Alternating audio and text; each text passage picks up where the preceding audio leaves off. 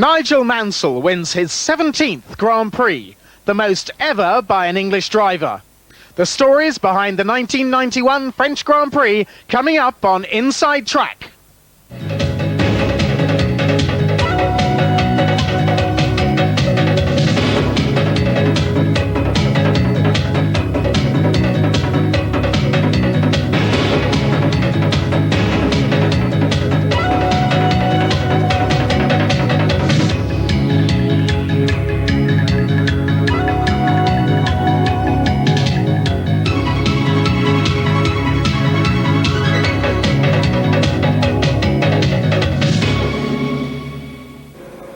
At the conclusion of the Mexican Grand Prix, the Formula One teams returned to Europe. 13 of the teams went directly to the Silverstone circuit in England for tyre tests. But intermittent rain over the scheduled 3 days hampered the testing. For McLaren, this meant a missed opportunity to make improvements to their chassis. Ferrari's new 643 chassis wasn't ready and made its debut a few days later in Italy. And Nigel Mansell used the time to further accustom himself to the new layout of his home circuit. Martin Donnelly used the occasion to visit some old friends, the first time he'd been to a Formula One circuit since his accident at Jerez last year. When you come to a test day, it's more relaxed, the teams are more relaxed, and you can spend more time talking to the drivers and with the teams. You're still keeping in contact with Eddie Jordan, we understand. He's been keeping you informed? Well, you have to. I mean, he's my manager. So, yeah, I mean, I obviously know all the mechanics and the engineers there over the years. They felt maybe we've been good for one another. And I keep in touch with a lot of teams, with Team Lotus, with Eddie Jordan, with McLaren, with everybody. You can't afford to cut yourself off. The 27-year-old native of Northern Ireland showed outstanding promise in Formula 3000, winning the European Championship for Eddie Jordan Racing in 1989. The following year, he was signed to drive for the Lotus Lamborghini team in Formula One, and he's seemed destined for greater things. But in qualifying for the Spanish Grand Prix, Donnelly crashed at 150 miles per hour, suffering massive leg injuries. And although his racing career now seems in jeopardy, Donnelly remains optimistic about his chances of driving again. Martin, a lot of people are asking about your prognosis and when they can see you back in a car. What can you tell them? Well, I mean, you're almost asking the impossible there. Only time will do the job, but I would like to think at this stage, sometime September.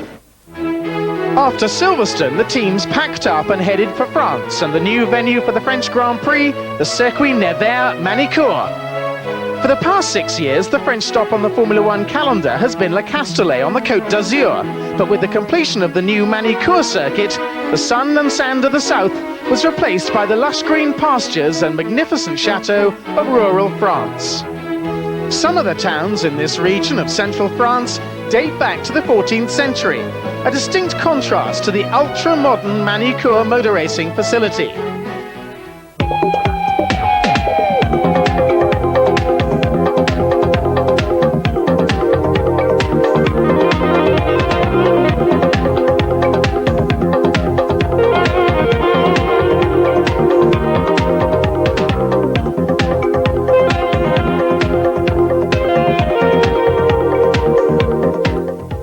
The spacious pit, paddock and garage complex can accommodate Formula One personnel and their equipment with room to spare.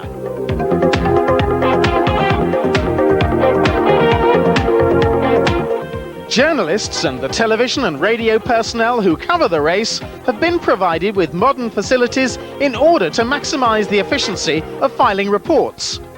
As for the circuit itself, every effort was made to consult the drivers on ways of making it technically demanding on cars and drivers without jeopardizing safety.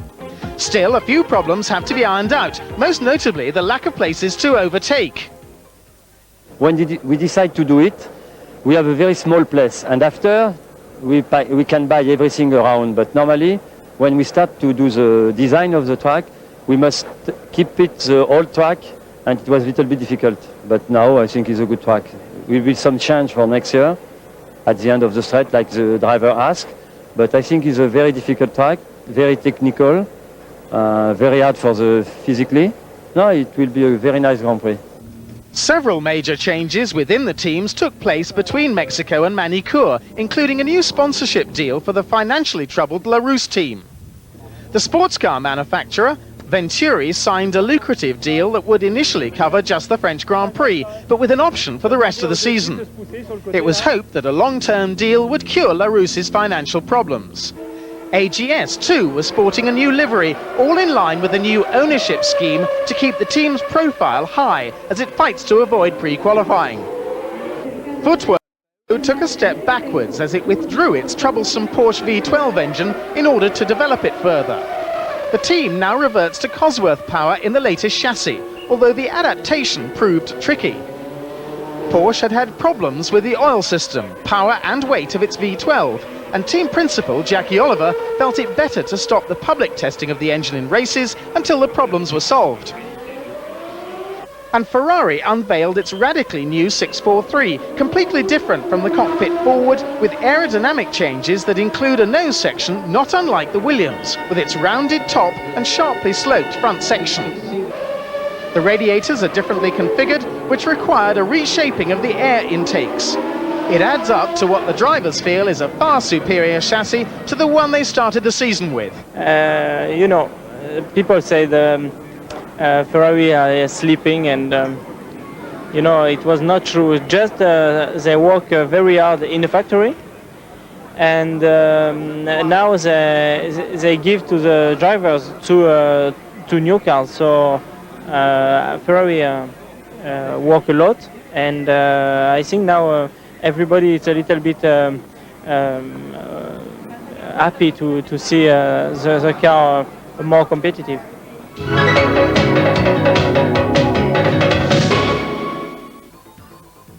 France has produced many top drivers in all types of motor racing ever since someone decided that cars weren't just for getting from A to B.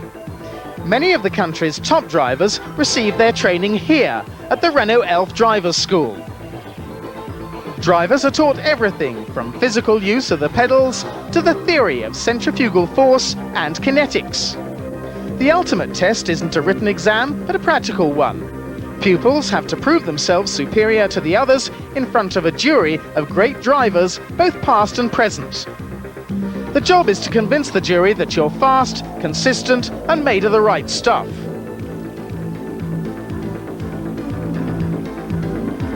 Three-time world champion Alainprost was a graduate of this school. No surprise that he was voted top of the class. From there, drivers graduate one step up the ladder to the Formula Renault series. Then it's the French Formula 3 Championship. The competition gets tougher, the skill behind the wheel that much sharper. The next step is Formula 3000. Eric Comas won this championship last year, earning himself a drive with Ligier in Formula 1 this season.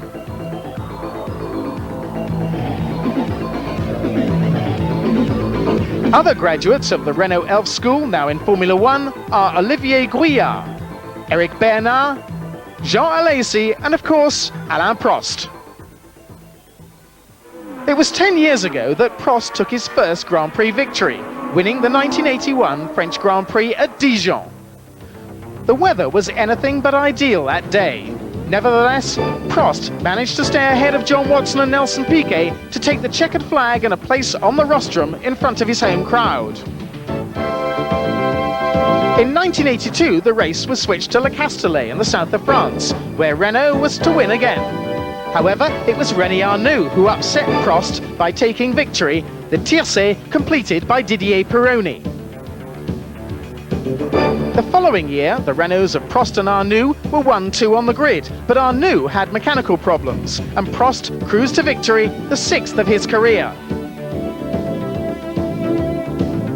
Back at Dijon again in 1984, the local fans were hoping to see another victory by a French driver. Alain Prost had gone to McLaren, and his place at Renault was taken by Patrick Tambay. But in the end, Niki Lauda would triumph, relegating Tambay to second place, with Nigel Mansell finishing third. In 1985, it was back to Le Castellet, where Nelson Piquet and Brabham gave Pirelli their first Grand Prix win since 1957, almost 28 years. And as Piquet showed on the rostrum, he wanted everyone to know about it. For the next 2 years, the French Grand Prix was won by Nigel Mansell in a Williams.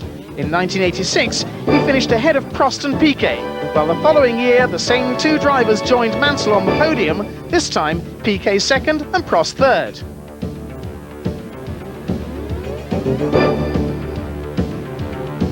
And for the next 3 years, the French Grand Prix became the property of Alain Prost. The 1989 race was particularly eventful, with Mauricio Gugelmin flipping at the first corner.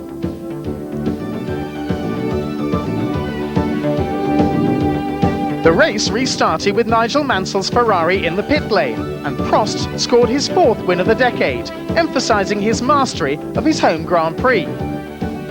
Prost had switched from McLaren to Ferrari for 1990, but still managed to maintain his incredible success record for the 42nd win in his career. But equally impressive was Ivan Capelli's second place in the Leighton House Judd.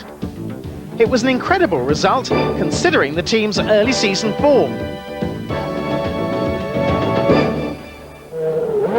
This year, the cars are powered by Ilmore's new V10 engine. Nevertheless, last year's French success was in the back of everyone's mind, especially Capelli's. We are hoping to do the same. The circuit is different, but the conditions are more or less the same, with a very flat circuit and surface, because the circuit is new. We have the car with something new at the front, so we're expecting to improve our performance in the car. And we are in France, so we are hoping to do a similar race. Not maybe with the same results, but to be actually in a position to score some points. Although there are many factors that can make the difference between scoring points and going home empty-handed, one of the key variables is fuel. But what's the difference between the fuel in Formula One cars and the fuel that goes into a normal road car? The primary difference is probably the fuel that we use for Formula One is very highly tailored to meet the requirements of the F1 engines. The fuel that you get in the road car has to be really to some extent compromised, because it fits a whole range of different vehicle types, different vehicle technologies. And the analogy that one could draw out here is probably between a fine malt, single malt whisky and an ordinary blend whisky. Both are very good products, but the malt is perhaps a slightly more polished of the two. The one factor about racing fuel that is most immediately apparent, however, is the smell. Its unique aroma is ever present, lingering, and somewhat hard to describe. The smell of fuel is an interesting one, because it is something which has attracted a lot of attention this season. Basically, if I can return to the earlier point about the road car, a commercial gasoline, you have to be able to start your car, for example, at 7 o'clock in the morning, minus 5 degrees. And therefore you have to have volatile components in there which allow you to get this cold starting performance. That type of performance isn't necessary for these cars. We know very closely what is happening when they're going to be used, and so some of the lighter components can be taken out, and it is these that give gasoline its characteristic smell. And what we're doing is removing the parts that you would normally smell, which allows some of the heavier components which you may not normally get the benefit of, and you can actually smell them in Formula One gasoline.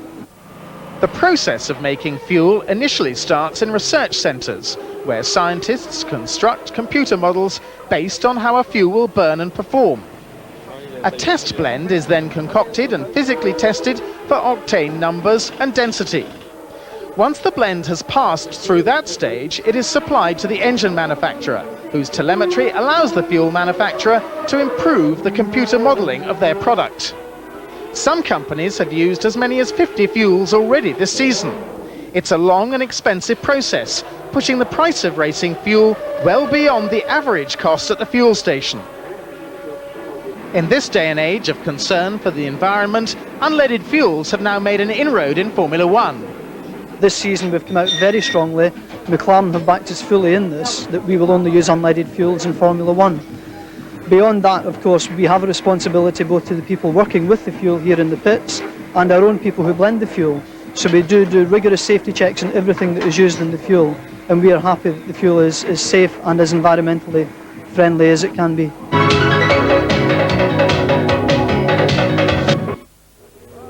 First to experience the Magny-Cours circuit on this Grand Prix weekend on an ever hotter Friday morning were the 8 pre-qualifiers. In the hour-long session, Andrea de Cesaris took his Jordan Ford round quickest to head the 4 pre-qualifiers that would go through into official qualifying. JJ Lechto suffered overheating due to a jammed valve, but once he changed to the spare Dallara Judd, he was able to set second quickest time and maintain his 100% success record in pre-qualifying. After an extensive test at Silverstone, Olivier Grouillard was able to pre-qualify for the second race running in the British-developed Fomet Ford, setting third fastest time. Emanuele Pirro was fourth until his battery exploded and he was stuck out on the circuit. Bertrand Gachot was then fortunate to pip Pirro for fourth spot, for the Jordan driver had also struck bad luck during the session. Yeah, I had a fuel pressure problem when I came out with my second set of qualifiers. First set I got blocked, second set fuel pressure, no fuel. So I said, what am I going to do? So I just went full and tried to forget about the problem. So I'm really happy. I didn't think I made it. It meant poor Pirro had missed out for the third time this year, but the end is in sight thanks to Leto's third place at Imola. The same applies to Eric van der Poel, who crashed heavily at the end of pre-qualifying, thankfully without injury. Crowds had begun to gather on Friday for the weekend's first qualifying session, held in temperatures approaching 90 degrees, easily the hottest of the year. The day's sessions had been delayed. Firstly, there was this hare, which was excluded for not obeying Marshall's instructions, failing to stop for a weigh-in and overtaking a tortoise in a dangerous manner. Its destiny was not revealed. Furthermore, glass from the start-finish lights shattered due to engine noise and covered the track with broken glass, while unfed doctors went on strike and further delayed proceedings. The man to beat when qualifying eventually got underway was Riccardo Patrese, on pole for the previous 2 races. Aguri Suzuki tested the limits of adhesion when trying for an extra lap on qualifiers, but recovered to take out the spare car for another run. He held up Olivier Grouillard, who later had his own moment, demolishing the bollards at the pit lane entrance. Setting 7th fastest time was Thierry Boutsen in the locally based Ligier Lamborghini, running new Frank Derny designed bodywork for the first time in qualifying. Just ahead of him was Gerhard Berger's McLaren Honda, the Austrian still not happy with his car's handling and held up by traffic, a common complaint at Magny-Cours. Only 5th was Riccardo Patrese, plagued by a constant misfire caused by the pneumatic valve system in his Renault engine. 4th was alainprost, already encouraged by the improved handling of the new Ferrari, but admitting that there was still more development to be done before he could go for pole. Teammate Jean Alesi was just ahead of him and equally encouraged. In spite of almost constant testing, it was obvious that the team still had to learn about their new car. Nigel Mansell was second quickest and greatly encouraged. He'd made mistakes at 2 corners, so second on the provisional grid boded well for future things if the track was quicker on Saturday. But one man proved that his competitors should never discount him. Williams and Prost at Ferrari have had just one target so far this year, Ayrton Senna. And whatever the troubles his team and engine manufacturer may have had with their products, the man himself proved that on his day he can still blitz them all, half a second quicker than the rest of the field on this day. Prost and Ferrari's new engineering director, Claudio Lombardi, know that they at least have their quarry in sight. And Mansell was heartened to have beaten his teammate, admitting that it was difficult to overtake on this circuit. Yeah, I think so, very much. I think it's as hard to overtake here as it is in Monte Carlo.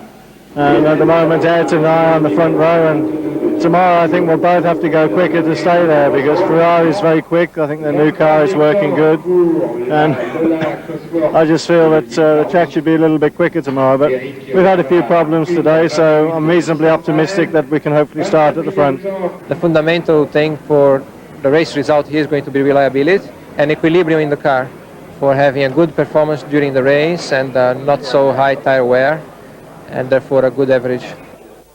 On Friday, a very special dinner was hosted by Longines and Olivetti to celebrate their 150th Grand Prix. Olivetti Longines are responsible for the timing, collection and processing of associated data at all Grand Prix, as well as the computer graphics one sees on one's television set at home. Here's how it works.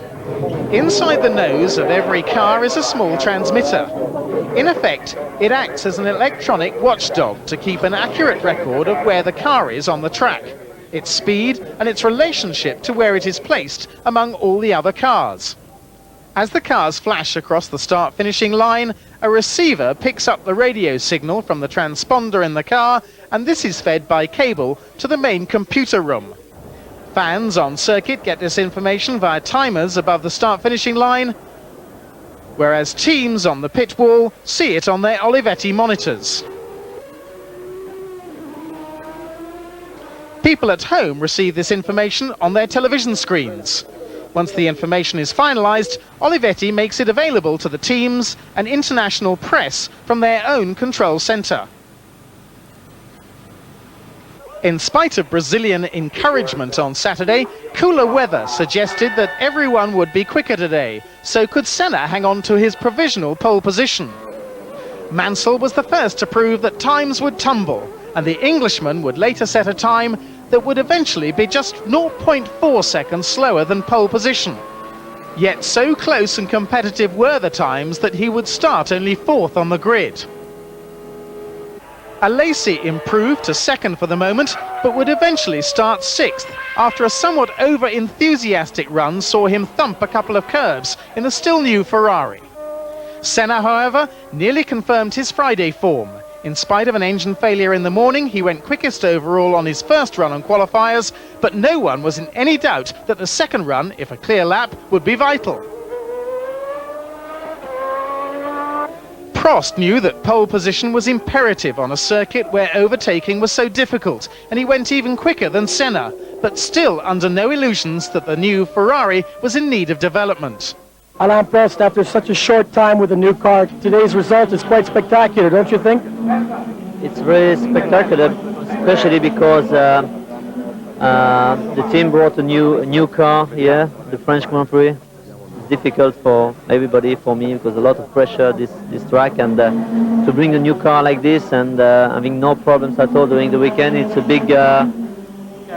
big show from the team. I mean, they work very well, and the mechanics were very hard in a few days, and it's quite spectacular. Not to have any big problems, and reliability and performance was better and better through the weekend, so it's good. But after his problems the previous day, plus 3 laps in traffic, Riccardo Patrese posted his third consecutive pole position on his first clear qualifying lap, 26 minutes before the end of the session. It was 2.9 seconds quicker than his time the previous day. So why so much quicker? Mainly the temperature was a little bit cooler, and I think also the track became a bit quicker, maybe rubber down. So the track became a bit quicker because of that, and especially the temperature, because yesterday was much hotter. Pole position is very, very important, so sitting in the front row on pole tomorrow is going to be very, very good. I think so, yes. This is a pole position that really counts more than maybe Mexico, because there you can have place where you can overtake. Here is much more difficult, so I hope to have a nice start. Any further chances of improvement weren't exactly enhanced by Olivier Gouillard, who, thanks to a loose oil cooler pipe, sprayed oil onto the track for a solid 3 laps. There was no loss of power, so Olivier just kept going. One man who tried to improve on his time, typically late in the session, was Ayrton Senna, and he succeeded by just 0.02 of a second, but the oil caught him as he finished the lap, and he reversed lightly into the wall. A little bit of oil on the circuit that was dropped by a car that was just 1 minute before me. on the circuit. And then the track was slipperier. During the lap, I lost the car a little bit in a corner because it was slippery. And finishing the lap, it was really slippery here at the chicane, and I just lost the car, putting the power down, but crossed the finish line instead of facing forward 90 degrees. So I had a little bit of fun, but there was no danger because it's very slow, that part of the circuit, and wide, so it was safe.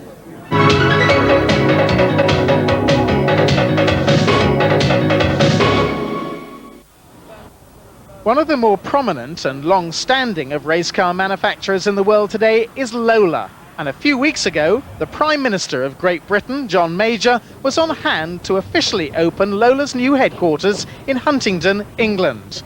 It's not surprising, given the status and amount of corporate sponsorship involved in motor racing, to see heads of state take an active interest in how the sport progresses.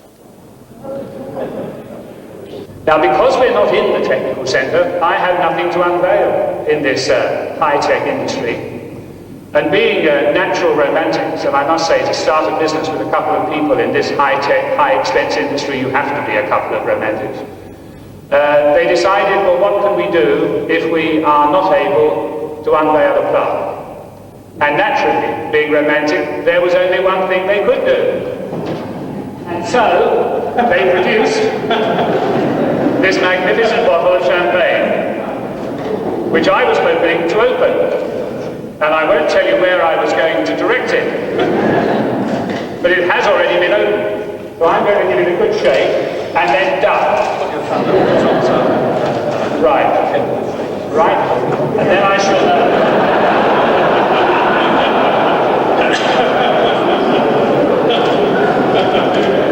well, it is tempting. It is tempting, but I won't do it. But I will try and aim at the car.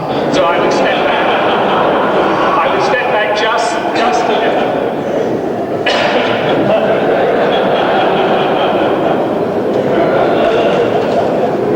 Shall we ask the district council about their expenditure? Right. How much do you think I can drink?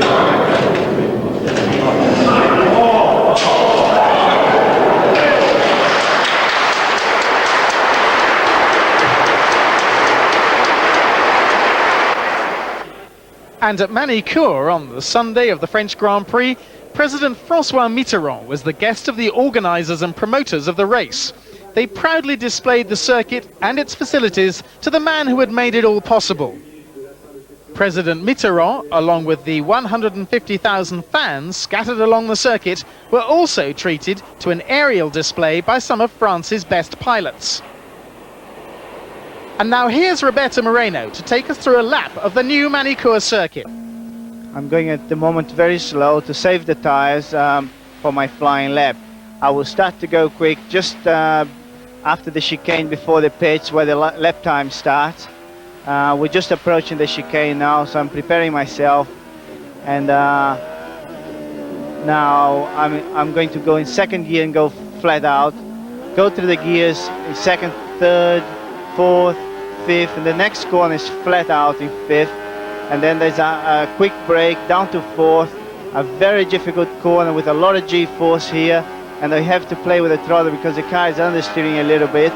Into fifth, sixth, that's the down straight where the only place maybe you can pass here during the race.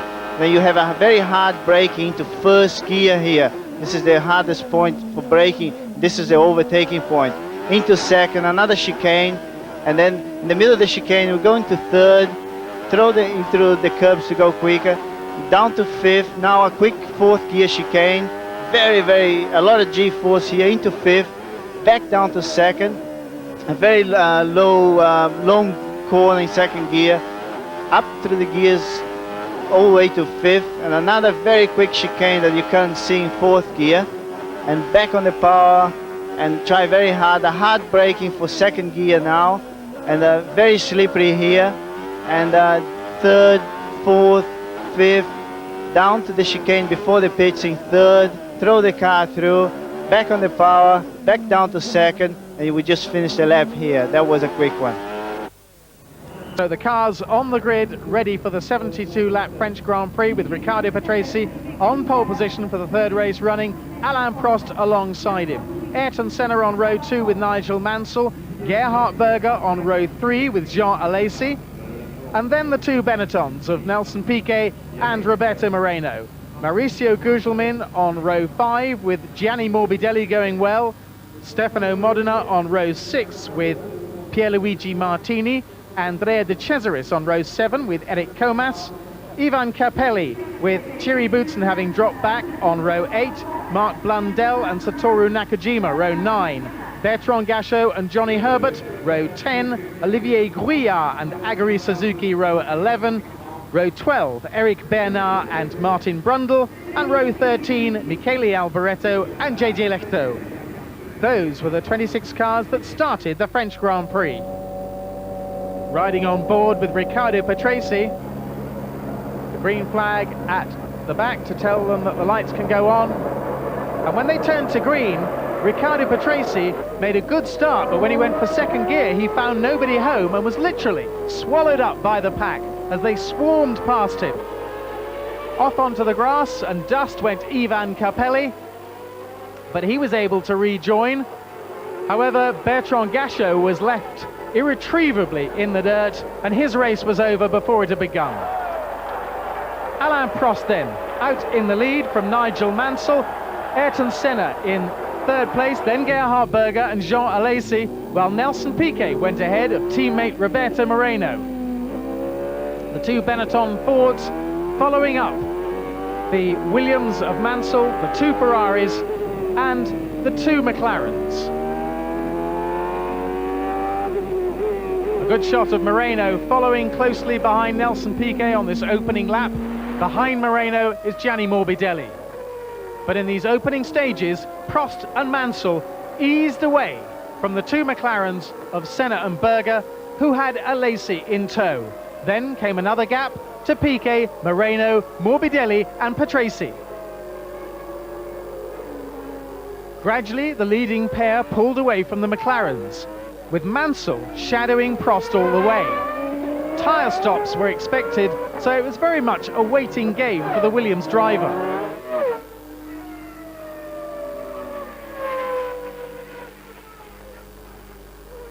Prost and Mansell then dominating this French Grand Prix, but out very soon was Gerhard Berger with a blown engine. This would be his 5th retirement in 7 races so far this year. Not a happy day for the Austrian.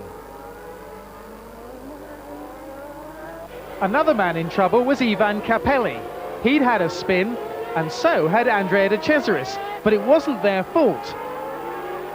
After some lengthy manoeuvring, Andrea was able to rejoin. A little uncertain about exactly the direction he was going to take, but he was able to get back on the track, but had slipped to 23rd place. But let's have a look at the replay now and see exactly what did happen.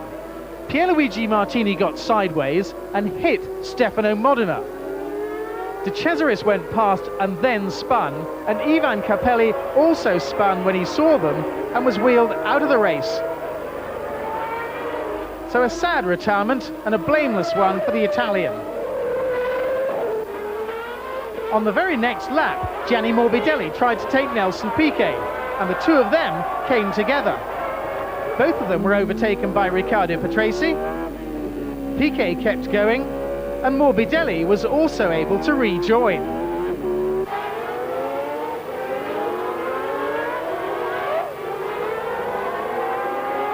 However, when he got sideways in the next corner, he realized that something was wrong with his car and eventually retired.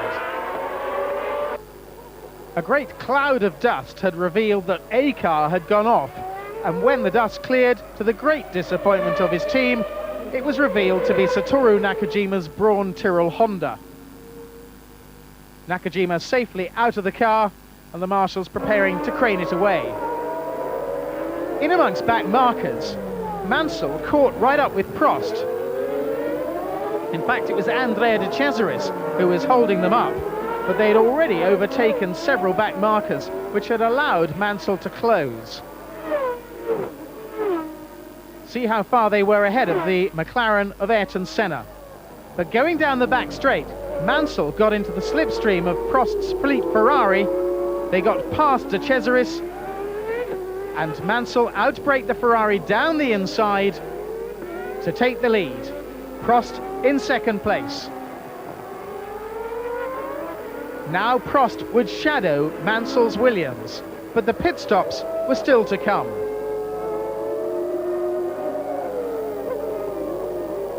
In the pits, Frank Williams remained impassive. Taking the lead is one thing, winning is another.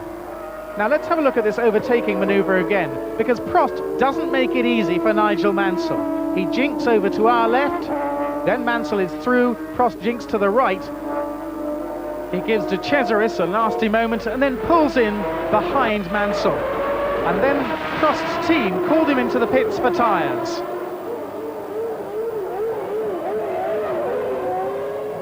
It was a quick stop in 7 seconds. And Prost rejoined, still in second place.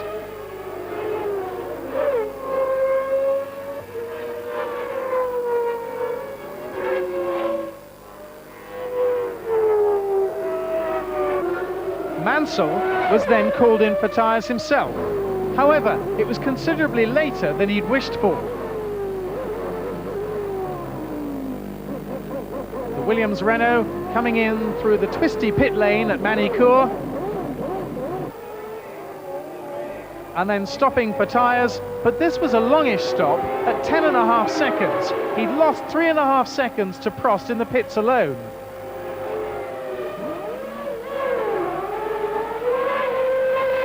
And when he rejoined, he was back in second place behind Alain Prost, who had retaken the lead. Mansell would now begin a relentless pursuit of the fleet Ferrari ahead of him. Amongst the retirements were Mark Blundell, who put his Brabham into the pit wall, and JJ Lechto, who suffered a puncture and pulled off at the side of the track with what might be called a maladie grave.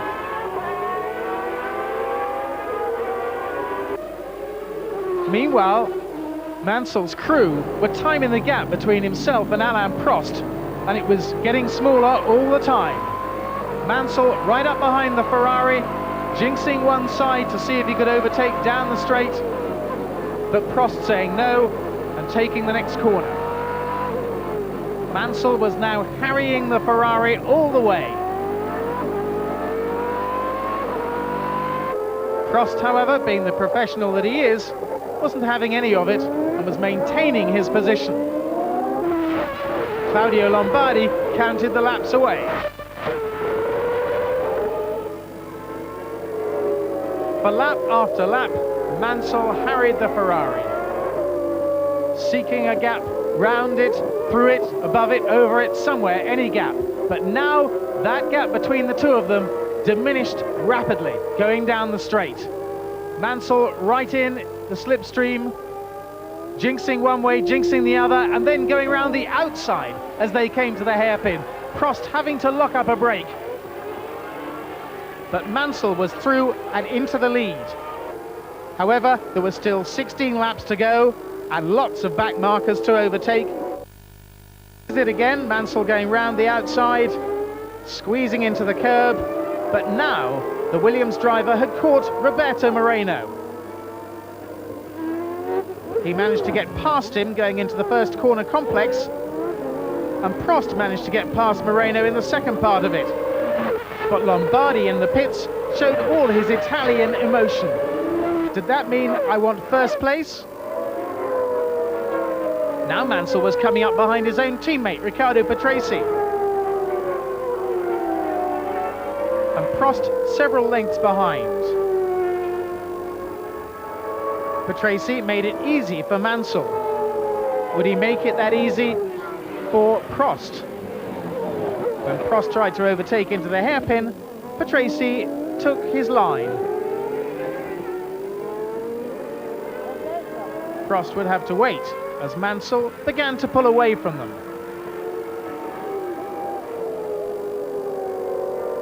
And Patrese kept his line in the following corners too. even when Prost nearly came alongside, but Patrese said, "No, I'm not here, I don't think." Mansell was now pulling away and making the gap. Out of the race, however, was Stefano Modena, pushed into his pit by the Braun Tyrrell Honda crew.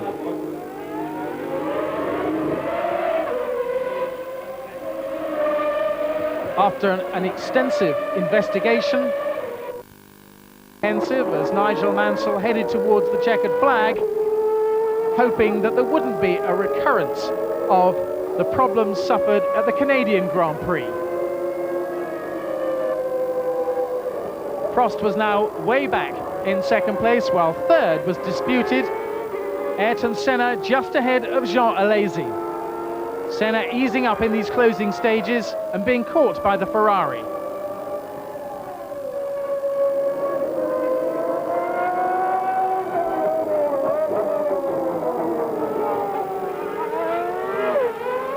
Mansell starting his last lap.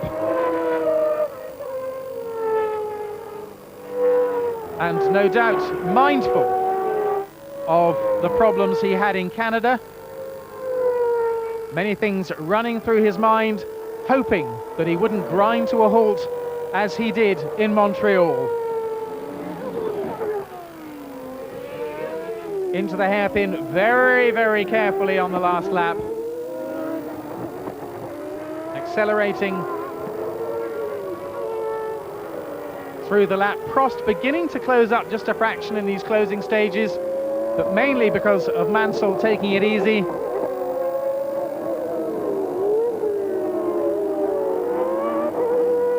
And now one could say he was almost within sight of the checkered flag, just the final corner complex to go. Alesi having a look down the inside of Senna for third place, but no, it wasn't on. So Senna heading for the rostrum, Alesi for fourth place, but Mansell now in the final corners, through the final corner, and the checkered flag for Nigel Mansell. Victory in the French Grand Prix, round 7 of the FIA's World Championship. Second place to the new Ferrari 643 driven by Alain Prost. And third place for Ayrton Senna, being hounded all the way by Jean Alesi in the second Ferrari through the final corners. But Senna held on to take third, Alesi in fourth place. But for Nigel Mansell, this was an emotional and historic moment.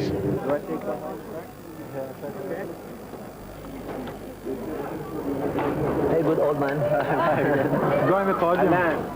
So, congratulations from Alain Prost to Nigel Mansell after the race. And here's a confirmation of the final result. 5th and 6th were Riccardo Patrese and Andrea De Cesaris, all the way from 23rd after his spin. But for Mansell, his 17th career win, making him the most successful English Grand Prix driver ever. I'm still recovering. I'm in a little bit of shock. It might sound silly after all these years in Formula One, but to get past 16 for an Englishman is history. And I've made history for myself and my country.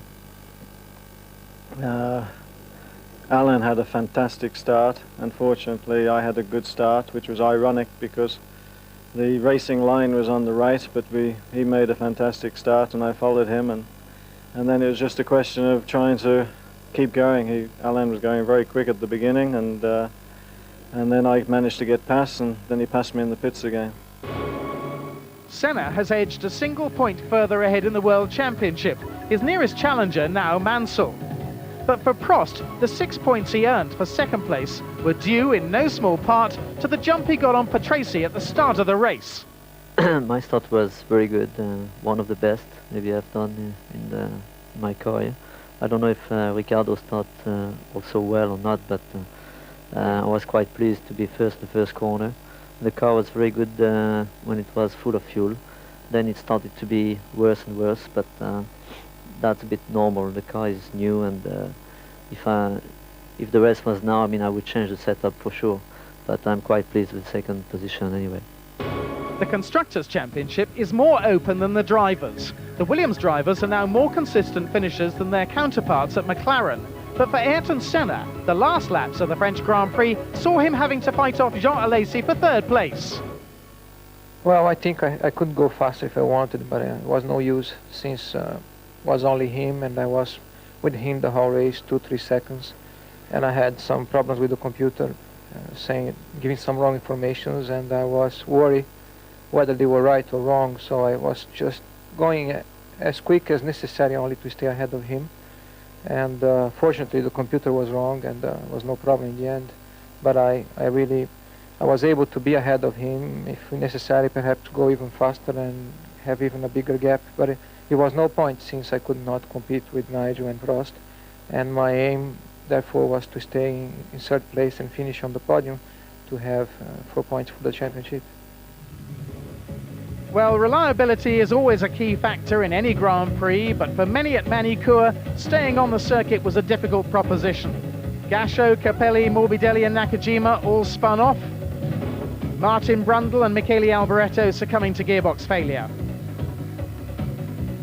Among the other retirements, Mark Blundell had that crash along the pit straight. Leto and Bernard suffered punctures, while Roberto Moreno had to stop from being unwell. But for Ferrari and technical director Claudio Lombardi, it was a very successful weekend for the new car, particularly after such a brief development period. But really this car here, the 643, is a very deep evolution of the previous car, particularly from the aerodynamic point of view. The performance of the car, of the new car, then was improved, and here for 50% of the time here in this race we were in front of the car, of other car, in the first place. The elation and disappointment of Magny-Cours will be short-lived, however.